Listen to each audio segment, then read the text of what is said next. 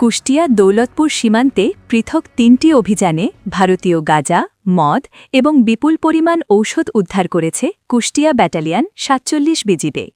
উদ্ধারকৃত এসব মালামাল মালিকবিহীন অবস্থায় জব্দ করা হয়েছে। কুষ্টিয়া দৌলতপুর থেকে আব্দুল আলিম সাচ্চুর প্রতিবেদনে দেখুন বিস্তারিত।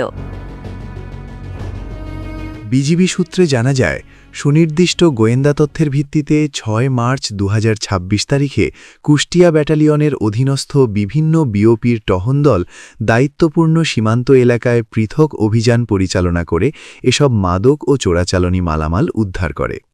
প্রথম অভিযানে দুপুর আনুমানিক ১২টার দিকে রামকৃষ্ণপুর বিওপির একটি টহল দল মদনের ঘাট এলাকায় অভিযান চালিয়ে মালিকবিহীন অবস্থায় ভারতীয় ৪ কেজি গাঁজা উদ্ধার করে।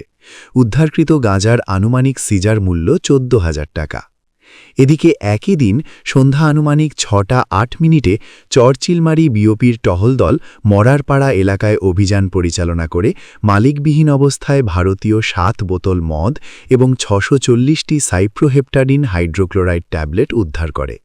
এসব মালামালের আনুমানিক সিজার মূল্য প্রায় ২,০২,৫০০ টাকা। পরে রাত আনুমানিক ৭টা ৪০ চরচিলমারি বিওপির দায়িত্বপূর্ণ এলাকার ক্লিকের মোড় এলাকায় পরিচালিত আরেকটি অভিযানে মালিকবিহীন অবস্থায় ভারতীয় ৬৫০ গ্রাম গাঁজা উদ্ধার করা হয়। উদ্ধারকৃত গাঁজার আনুমানিক সিজার মূল্য ২,২৭৫ টাকা। উদ্ধারকৃত মাদকদ্রব্য ও ঔষধ বিধি মোতাবেক ধ্বংসের জন্য ব্যাটালিয়ন সিজার স্টোরে জমা করার কার্যক্রম প্রক্রিয়াধীন রয়েছে বলে বিজিবি সূত্রে জানা গেছে। কুষ্টিয়া ব্যাটালিয়ন ৪৭ বিজিবি জানিয়েছে, সীমান্ত এলাকায় মাদক পাচার ও চোরাচালান প্রতিরোধে বিজিবি সবসময় কঠোর অবস্থানে রয়েছে। ভবিষ্যতেও এ ধরনের অপরাধ দমনে তাদের অভিযান অব্যাহত থাকবে।